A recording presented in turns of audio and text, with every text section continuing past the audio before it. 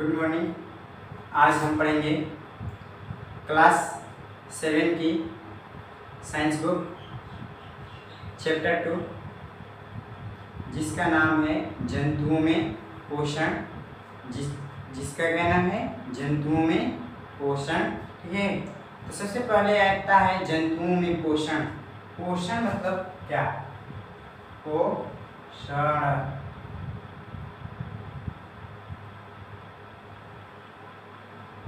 ये टॉपिक आया पोषण। तो पोषण क्या है तभी तो जानेंगे कि जंतुओं में पोषण मतलब होता क्या है कि जरूरी है जंतुओं में पोषण। ठीक है, तो पोषण जीवों द्वारा भोजन के रूप में पोषक तत्वों का ग्रहण करना तथा उन्हें विभिन्न शारीरिक कार्य करने योग्य बनाना पोषण कहलाता है। ठीक है, अर्थात देखिए क्या है इसका कहने का मतलब कि जो हम भोजन करते हैं, आहार लेते हैं, तो भोजन में हमारे उपस्थित रहता है पोषक तत्व। ठीक है, पोषक तत्व क्या है तो जान लेते हैं। कार्बोहाइड्रेट, वसा, प्रोटीन, विटामिन, खनिज लवण, ये सब क्या है? पोषक तत्व है और यही मिलकर हमारे शरीर को ऊर्जा, वृद्धि, विकास, स्वस्थ रहने में मदद करते हैं सब मिलकर। ठीक है, ये है पोषक तत्व। समझ में आया? तो आहार में मतलब जीवों द्वारा भोजन के रूप में पोषक तत्वों को ग्रहण करना, ग्रहण मतलब खाना, तथा उन्हें विभिन्न शारीरिक कार्यों करने योग्य बनाना। जैसे अभी हम बोल रहे हैं, ठीक है, कि हमारा शारीरिक कार्य ही है। लिखना शारीरिक कार्य ही है, चलना फिरना घूमना, ठीक, खेलना कूदना, ये सब क्या है? शारीरिक कार्य है। तो शारीरिक कार्य योग्य बनाना, जैसे मान लीजिए कि कोई व्यक्ति बीमार पड़ जाता है, ठीक है, तो उनका शरीर थोड़ा दूर चलने योग्य नहीं रहता है, चलते हैं थक जाते हैं, हाँफने लगते हैं। ठीक है, तो इसके मतलब उनके शरीर में पोषक तत्वों की कमी हो गई, विटामिन की कमी हो गई। विटामिन तो पोषक तत्व है। ठीक है, तो कमी हो गई जिसके कारण वह थोड़ा दूर चल रहे हैं, टहलते ही उनको थकने जैसा महसूस होने लगता है। ठीक है, या खाट नहीं छोड़ते हैं। ये सब आहार के कारण अर्थात भोजन में पोषक तत्वों के कारण ही होता है। और ये हमारा टहलने के लिए योग्य बनाना, घूमने फिरने जाने योग्य बनाना, ठीक है, ये सब कौन करता है? तो ये हमारा भोजन जो ग्रहण करते हैं उनसे प्राप्त पोषक तत्व से ही मिलता है। ठीक है, और इसका डिफिनेशन नोट्स में भी मैं अलग से नोट्स का वीडियो बनाता हूँ जिसमें लिखा रहता है, और उसमें जाकर उसको भी देख करके इसमें समझ लीजिए और उसमें जा करके देख करके उसको लिख लीजिए। ठीक है, अब इसके बाद चलते हैं। देखिए यही है हमारा बुक। ठीक है, और इसी का क्या दिया है कि सभी जीवों को वृद्धि, ठीक है, विकास, स्वस्थ रहने के लिए जिस चीज़ की आवश्यकता होती है, ठीक है, वह कहलाता है पोषक तत्व। और उनसे उनकी क्रिया करने का हम पोषण करते हैं। क्या कहते हैं? उनकी क्रिया होने की पोषण कहते हैं। ठीक है, देखिए क्या दिया, एक और इसमें दिया है विभिन्न पाचन। पाचन क्या है?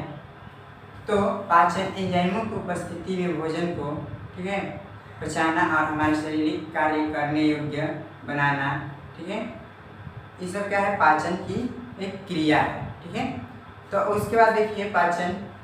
अब हमारा आज का मुख्य टॉपिक होगा। इससे पहले थोड़ा बताते चलूँ। देखिए क्या है कि हर जीव जंतु एक ही प्रकार से भोजन ग्रहण नहीं करते हैं। जैसे मनुष्य खाएंगे, खाने के बाद भोजन को अच्छे से चबाते हैं। गाय भैंस क्या करती हैं? पहले घासों को चढ़ जाती है, मतलब उसको पहले जल्दी जल्दी तोड़ करके खा जाती है, काट करके खा जाती है, फिर जुगाली के माध्यम से निकाल करके खाती हैं।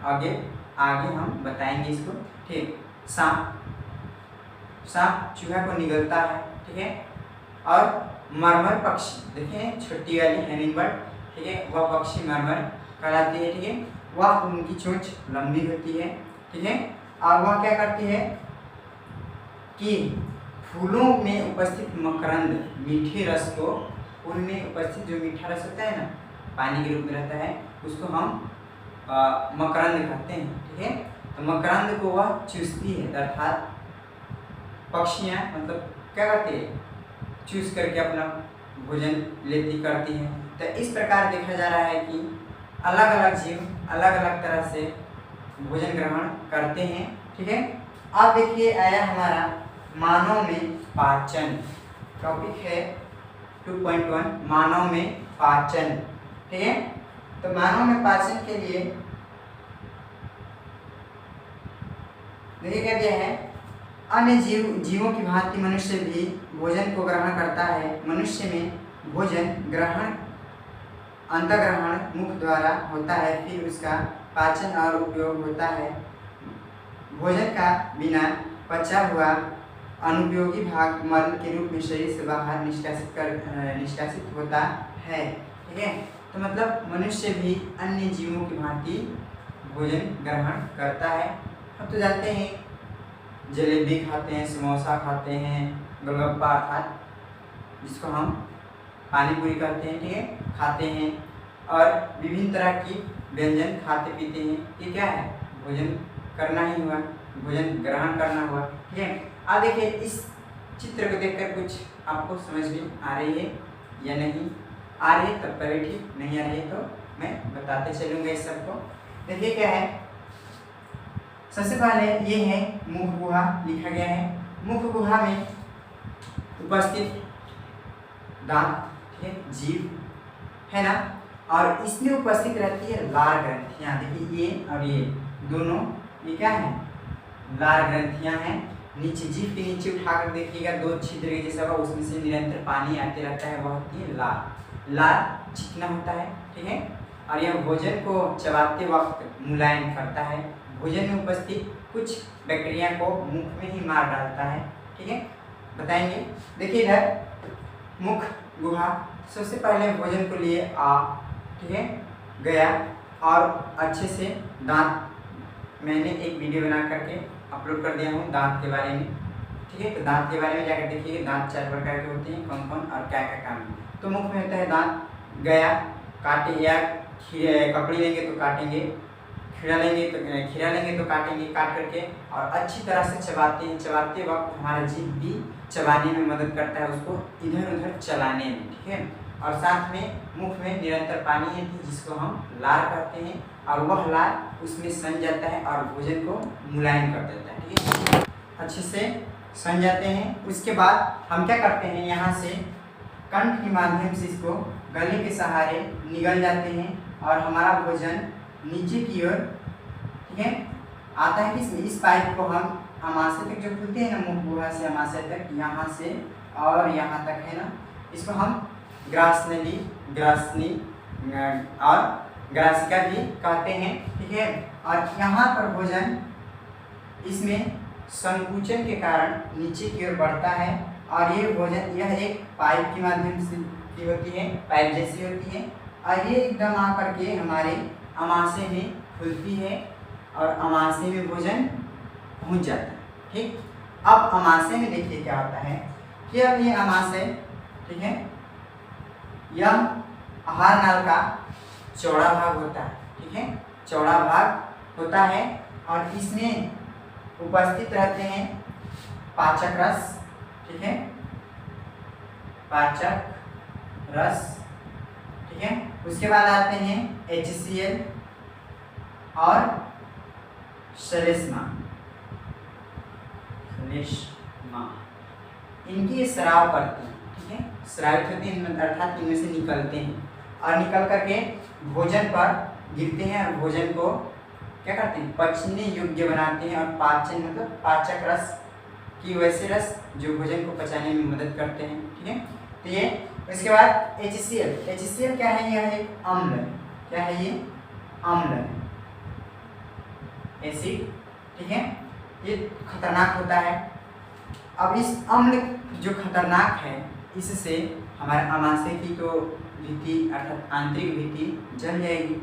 देखे होंगे ना, बैटरी का पानी थोड़ा वो क्या बोलते हैं, सांद्र के रूप में रहे तो वह शरीर पर गिरे, कपड़ा पर गिरे, उसको वहाँ से गला देता है।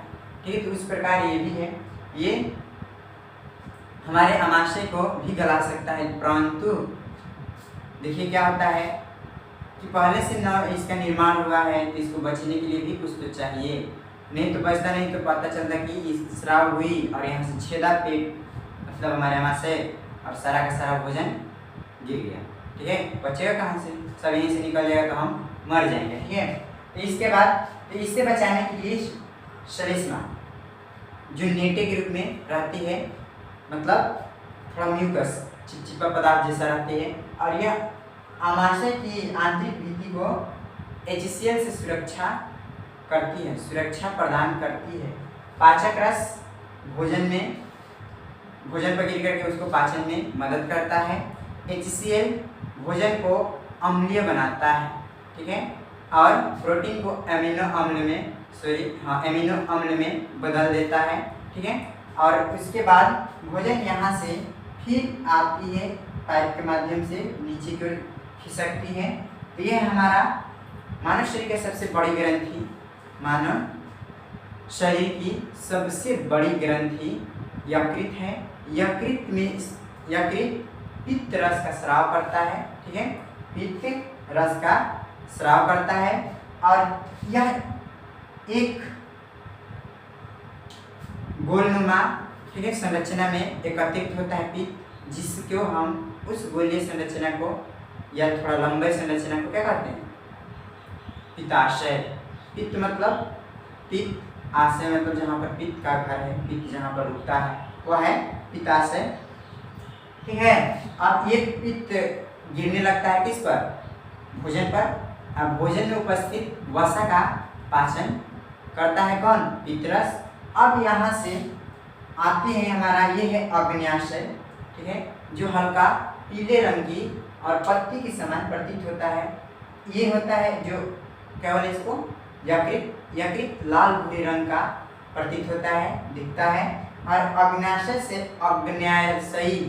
अग्न्याशयी रस स्रावित होती है, ठीक है। और उसके बाद अब भोजन फाइनली पहुंच जाता है छोटी आंत में। छोटी आंत की लंबाई 7.5 मीटर होती है, ठीक है। और ये आंत रस की स्राव करती है, और आंत रस में कौन कौन सा स्राव होता है, किस किस एंजाइम की स्राव होती है, ये थोड़ा उच्च वर्ग में पढ़ेंगे क्लास 10, ठीक है। अभी हम इसकी हाईलाइट को देखते हैं, मतलब क्या क्या होता है, कैसे बचता है, बस इतना ही हमको क्लास 7 में जानना रहता है। और बाकी आंतरिक भाग मतलब विस्तार रूप से पढ़ने के लिए क्लास 10 में जाना पड़ेगा। और उसमें ज़्यादा कुछ नहीं है, बस इसी का नाम आंत रस का कौन कौन सा स्राव होता है, बाकी सब क्रिया यही होगी जो अभी हम पढ़ रहे हैं। बस 2-4 बातें उसमें कठिन होगी जो कि याद करना पड़ेगा, ठीक है। कोई दिक्कत नहीं है, हम क्लास 7 से ही क्लास 10 की तैयारी आरंभ कर देते हैं, ठीक है। और जो लोग अच्छे से पढ़ते हैं इस क्लास 7 से ही क्लास 6 से तो जा करके क्लास 10 में अच्छा नंबर प्राप्त करते हैं, ठीक है।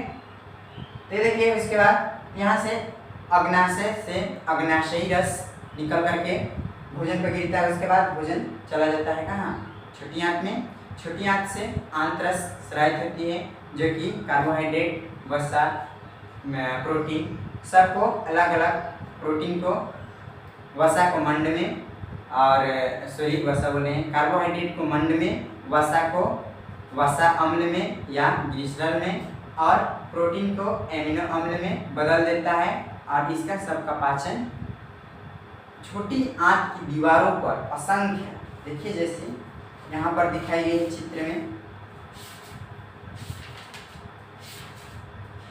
ये छोटी आंत की, ठीक है, छोटी आंत में उपस्थित उसकी दीवारों पर असंख्य छोटी छोटी झिल्लियाँ अर्थात रसांकुर लगे होते हैं। और छोटी आंत की दीवार से ही पोषक तत्वों का अवशोषित किया जाता है, और इसी छोटी छोटी झिल्लियों में एकत्रित होते हैं। और यहाँ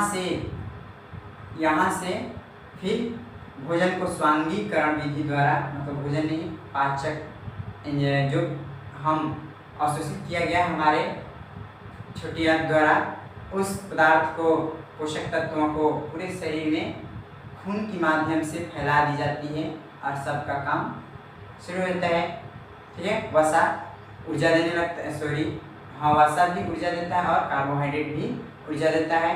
ठीक है, तो इस तरह करके पाचन होती है। और उसके बाद वहाँ से भोजन पूर्ण पाचन होने के बाद अब भोजन चली जाती है बड़ी आंत में। बड़ी आंत में चल करके तो बड़ी आंत में भोजन में उपस्थित अब वहाँ पर भोजन अपशिष्ट पदार्थ बन गया है और यहाँ